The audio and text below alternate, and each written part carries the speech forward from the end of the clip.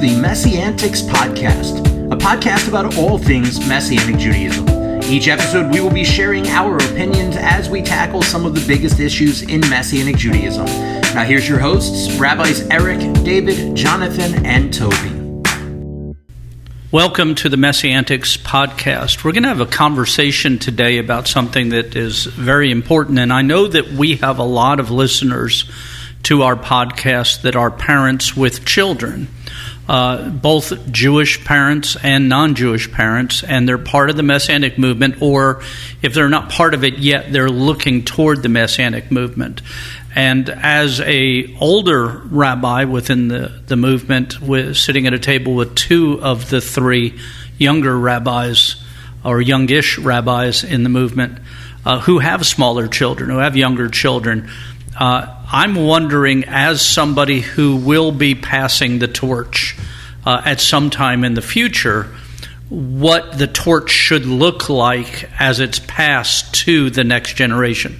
What is the face of the next generation and the generation after that? What do we want to provide? What changes would we like to make for our children? What programs or type of programs or things would we like to add? What things would we like to remove from the movement, from the tapestry that makes up the Messianic Jewish movement around globally and especially in the U.S. where we're located? So, as you know, my children have already grown up, so I'm not looking necessarily to leave something to my children. But you have grandkids and one day great-grandkids. But I have grandkids and great-grandkids that are will be. And I want to have something to leave with them.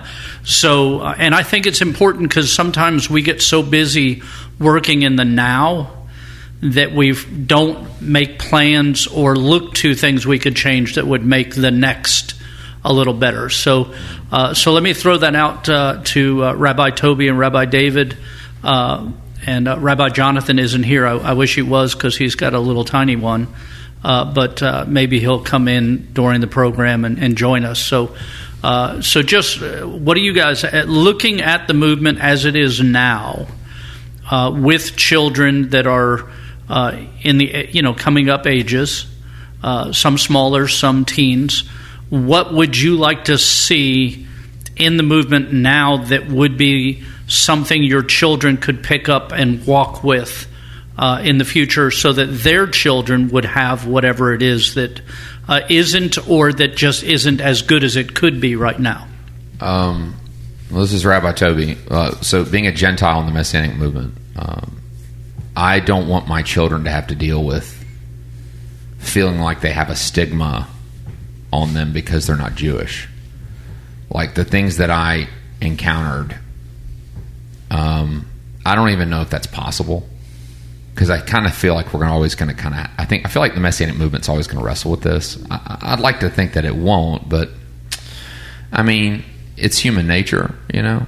But like, I don't like that I was treated differently at times. Not all the time; it wasn't constant, but I was either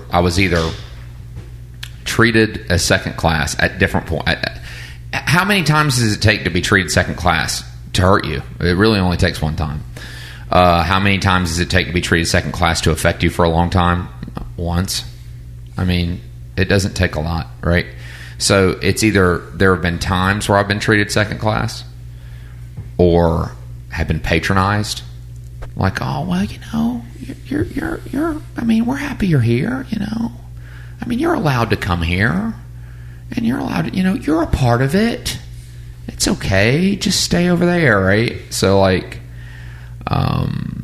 you know, or to actually be told by somebody, because I heard a person say something really nasty about Gentiles. This was years ago. Me and my sister were there, and a Jewish person said something really nasty about Gentiles, essentially just saying that, you know, Gentiles are just grafted in, the Jewish people are God's people. Like, God's people are the Jewish people, the Gentiles are just grafted in. Like we have whatever, like the Gentile Jews have the floor seats, Gentiles are like, you know, nosebleeds, right? It's kind of how it felt. Mm-hmm.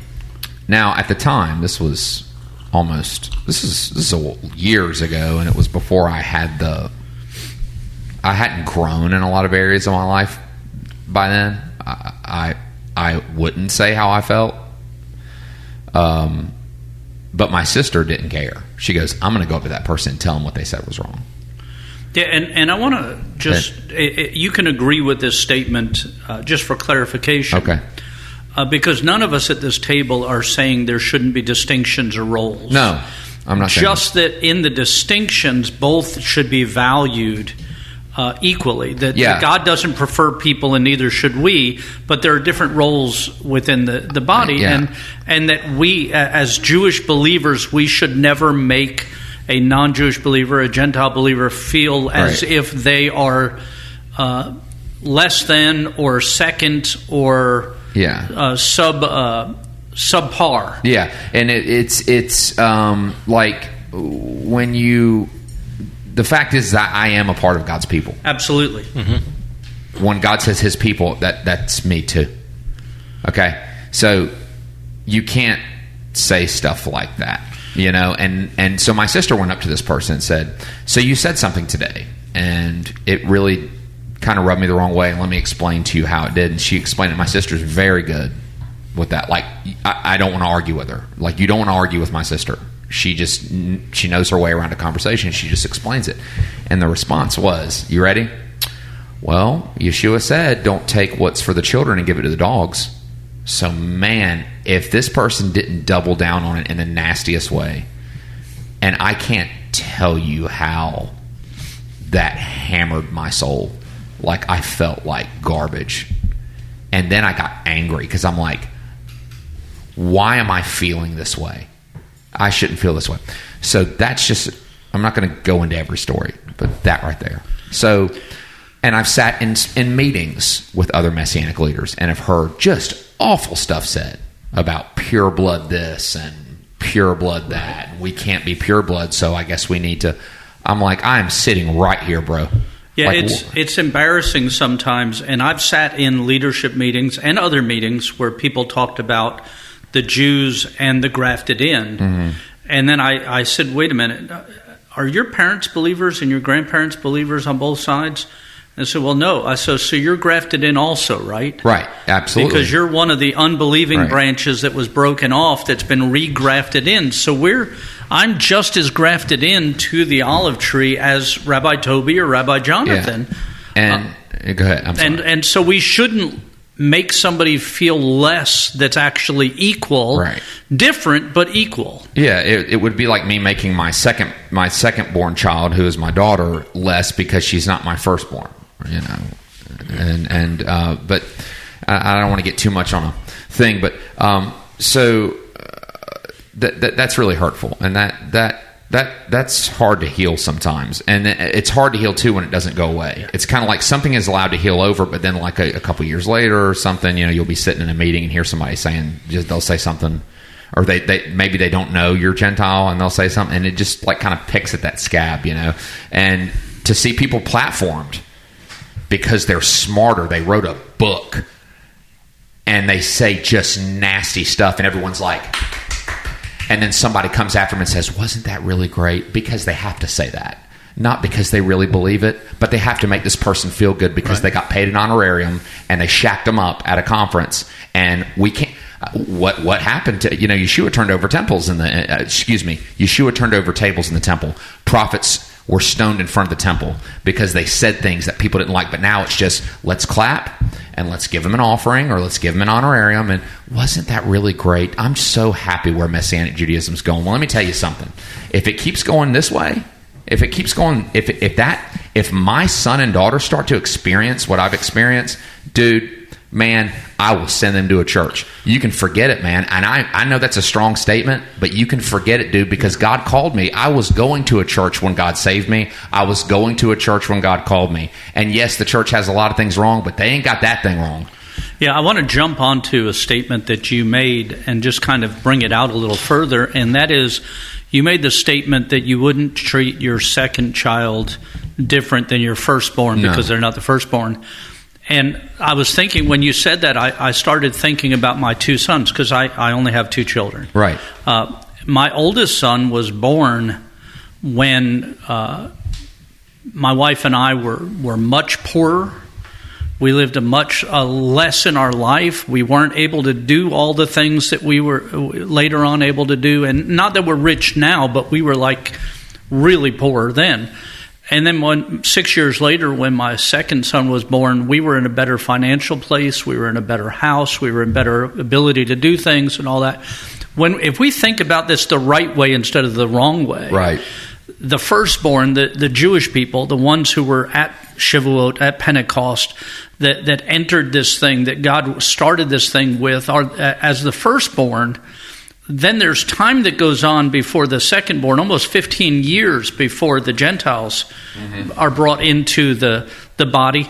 It should be easier for them. We should have prepared and we should have matured to welcome them into our family. Yeah. Our secondborn's life should be on a stronger foundation. We should have matured and grown. And so there should never be a time where we look at the secondborn, if we're using the firstborn as the right. Jews, secondborn as the Gentiles, that the Gentiles have a lesser experience because we should have matured to let them in, to bring them in, to have prepared a home for the secondborn and all those things, rather than thinking less or having less. The secondborn should be better prepared for, better supplied, better taught, better treated, better, because we should have grown by then. The last thing I'll say is this. This is the last thing I'll say.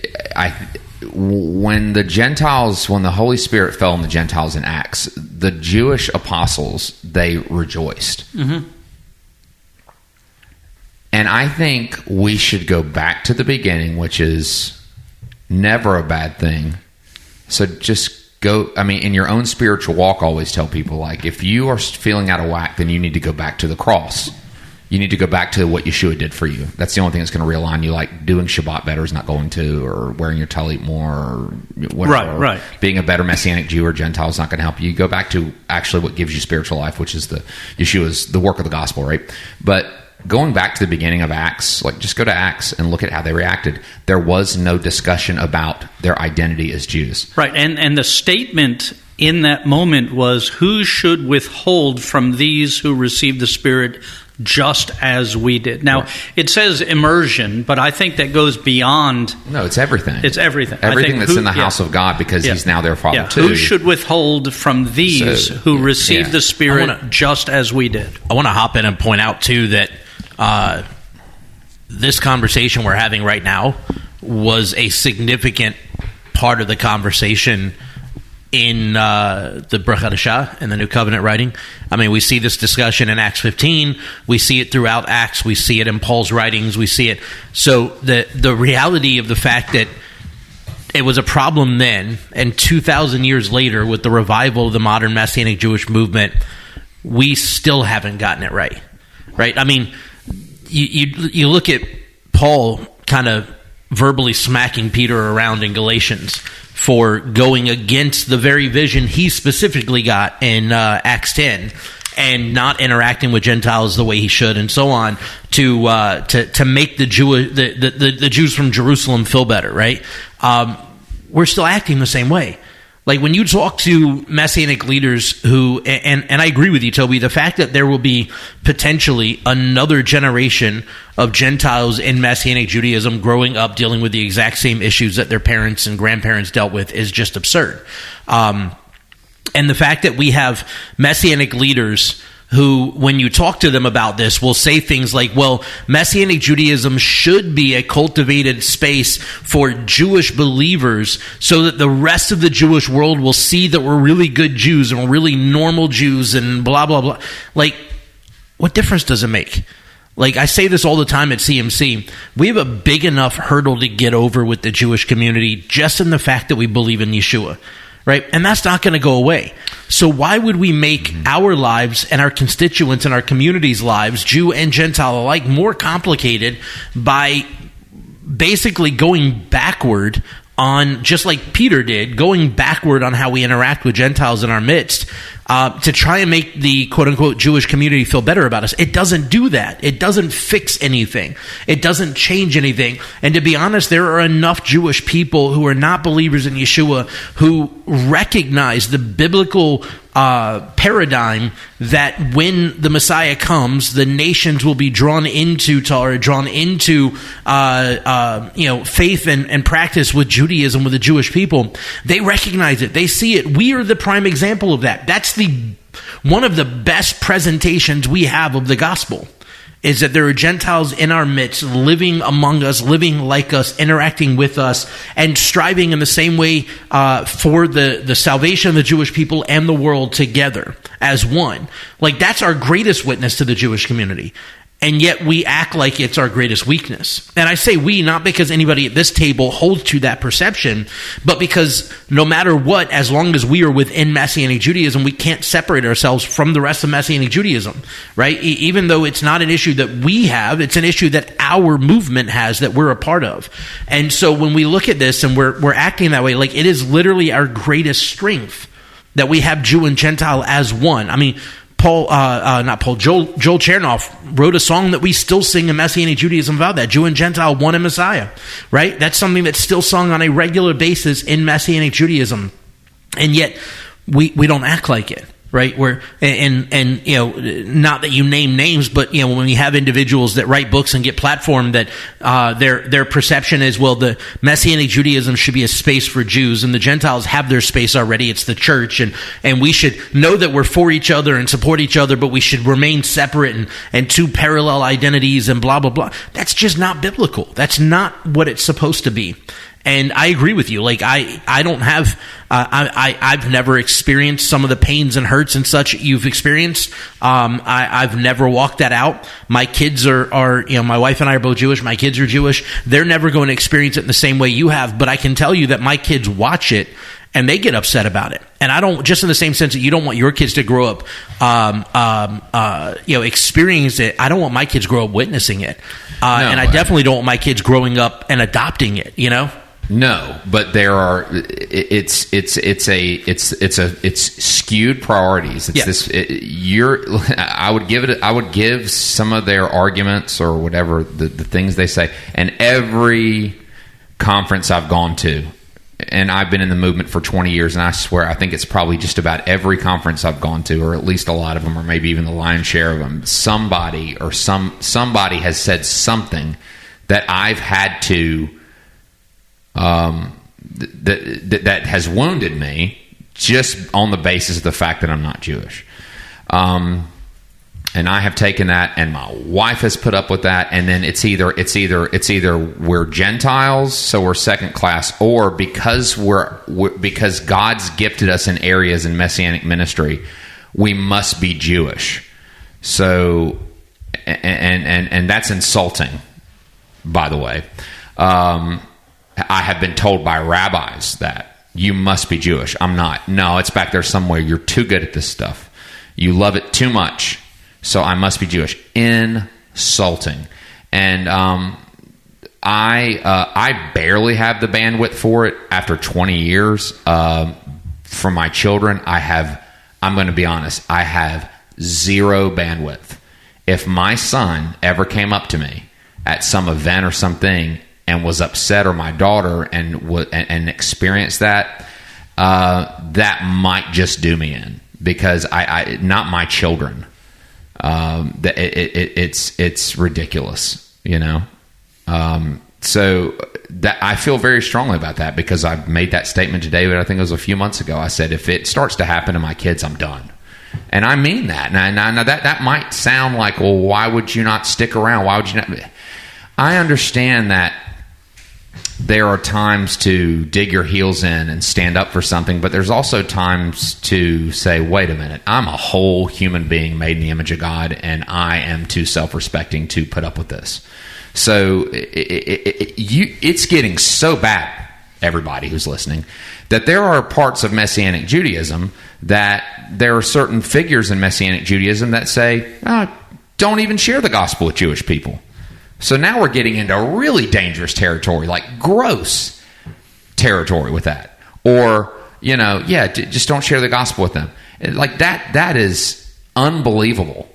And I would give statements like that a second look if in the book of Acts, the apostles said something like, oh, hey, Jewish people, don't share the gospel with them because they just have to be good Jews. They don't need the blood of Yeshua. Or, hey, let's talk about how we can build churches for these Gentiles because we need something bilateral going on here because they're not Jews, and we need a safe space for us Jews. It was all about sharing the gospel. That was all it was. It was about sharing the gospel. We've got to get back to the first love, which is sharing the gospel. Like that was really what it was about. But it's not about that anymore. The Messianic movement...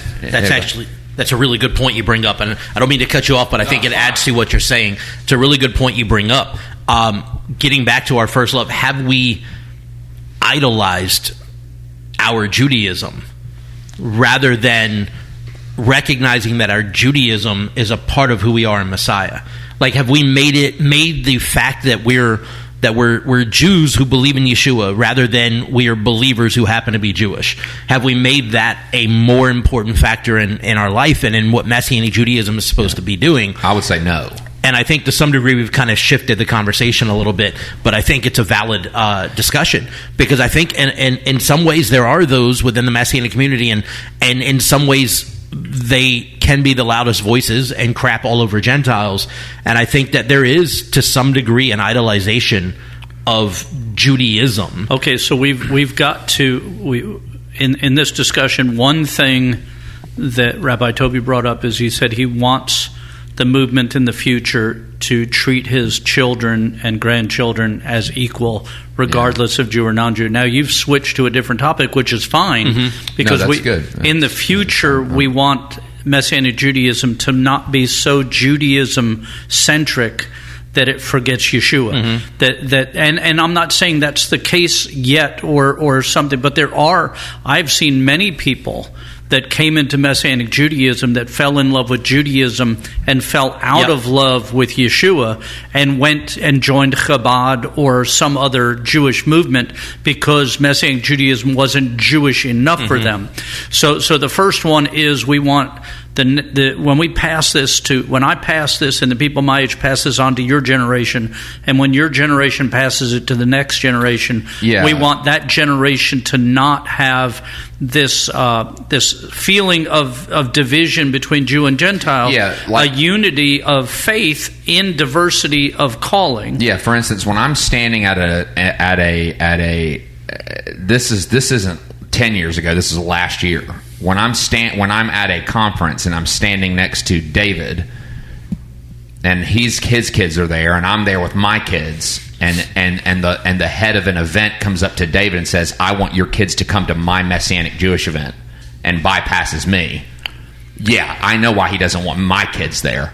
That's gross. Yeah, and so that's the first one. The second one is that we have a Messianic Judaism that focuses on our rabbi, Yeshua, not on the rabbis. And that's not diminishing the value of our traditions and those things that were passed down to us, but understanding that you can get so enamored with Judaism and with the rabbis and with the traditions that you lose out with Yeshua. And I want to be able to pass it on to where that's not a fear, where our faith in Yeshua is so strong, where we're so grounded in unto you and to your children and all those who are afar off, even as many as the Lord calls. So that's not just our children, but it's everybody. Whoever God calls, this is available to them, and that it is Judaism, but it's Judaism which isn't so enamored with itself that it loses the Messiah. So I think one of the things that, and I see some direction, some moving in that direction. One of the things I think is important to me now my children are a little older. They're mid and upper teens. My daughter's 16, rapidly growing. My son is 14, rapidly growing. And the limited time that we have to be direct influence in their life is kind of dwindling down, which every day that becomes more and more obvious and more saddening at the same time. But one of the things that I wish had been better when my kids were growing up, and that I'm seeing turn around some now and be more intentional with things like the S3E30 school and all, is education. Like the local Messianic congregations, at least that I have grown up in and experienced, like the primary drive of education was like Shabbat school, and there wasn't a lot of like Messianic Jewish life and practice training. Right, so when you go to a conservative or Orthodox synagogue or whatever, you go to yeshiva or to Sunday school or what have you. You go to Hebrew classes and so on, starting at a certain age and running for a number of years, and you're learning what does it mean to practice Judaism, right? And a lot of synagogues, Messianic synagogues, are still in the kind of survival mode, as most Messianic synagogues, if we're honest about it, are 40 people or less on average, and there's just not enough manpower to really develop more than that. But I think a strong kind of Hebrew school, whatever you want to call it, atmosphere is needed for raising our children in Messianic Jewish life and practice in a healthy way.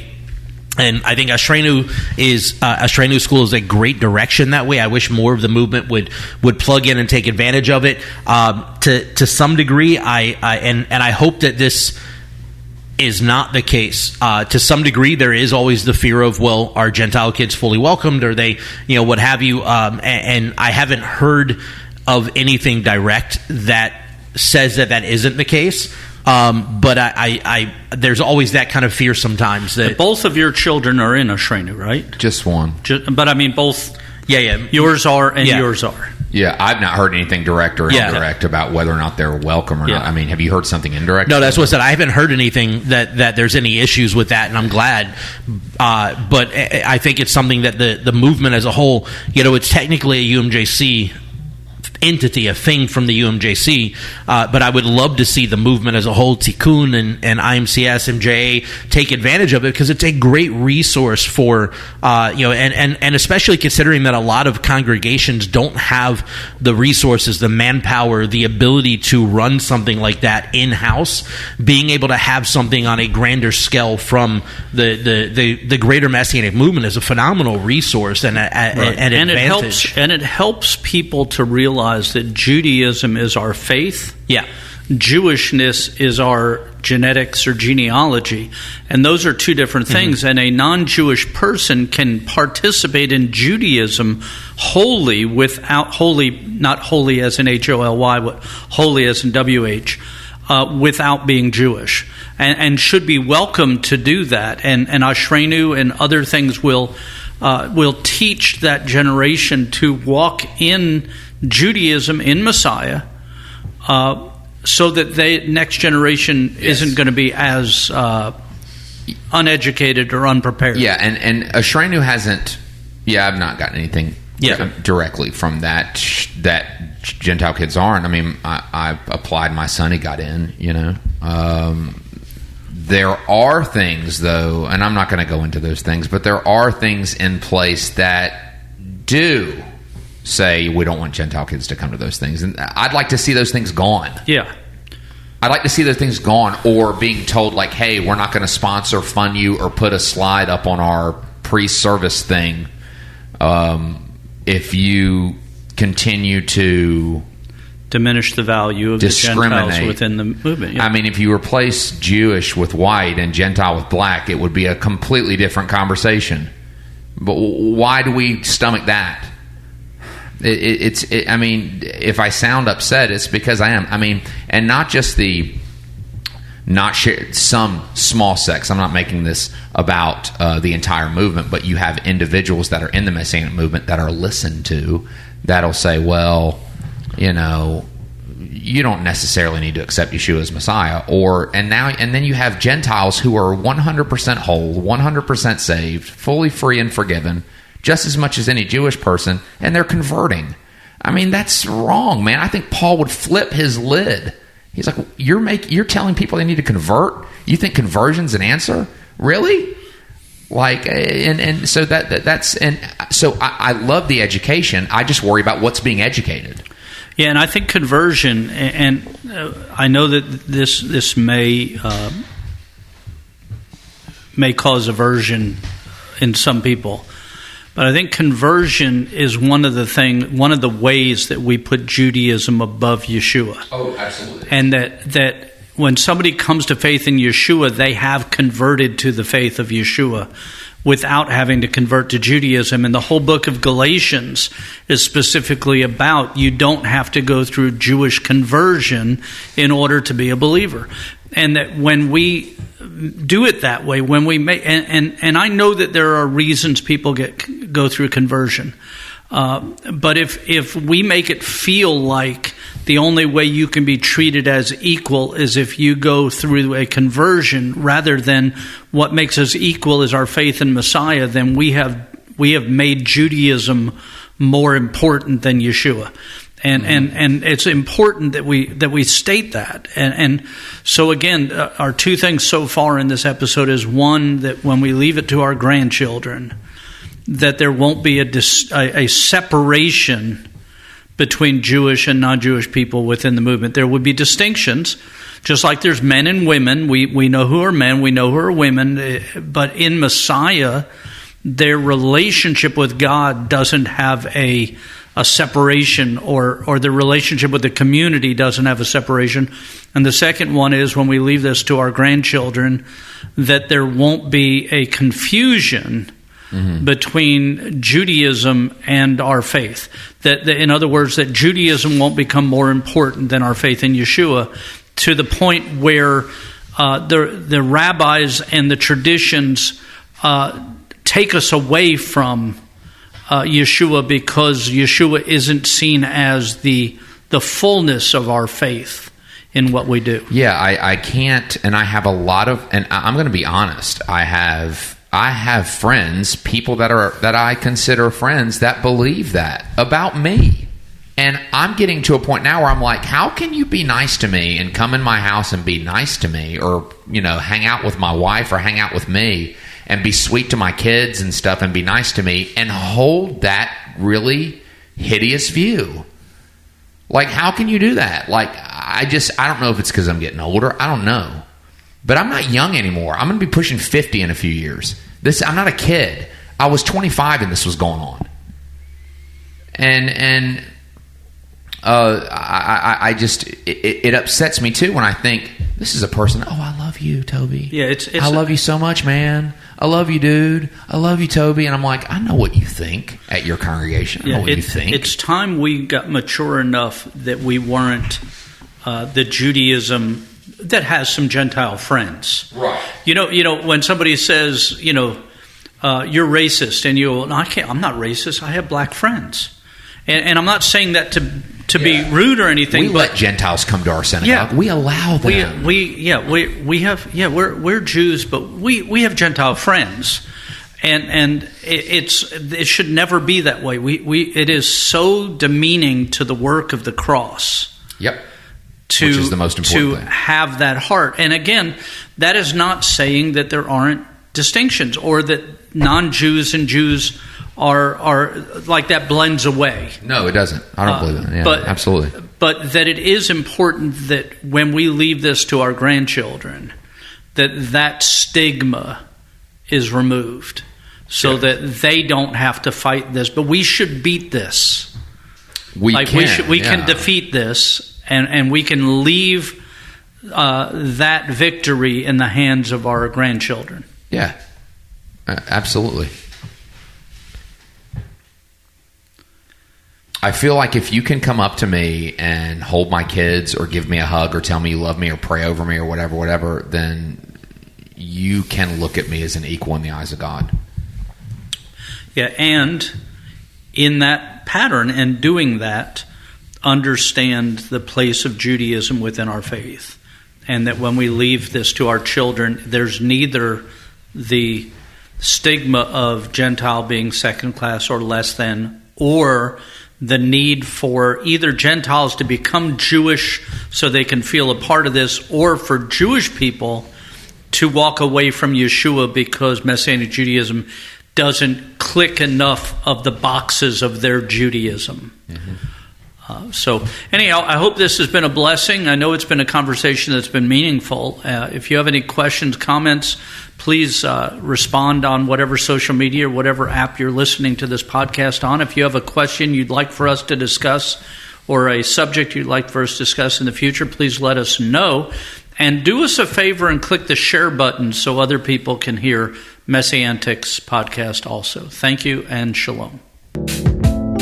Thank you for listening to the Messianics podcast. Make sure to subscribe so you can be notified every time we drop a new episode. And be sure to follow and interact with us on social media at Messianics Podcast.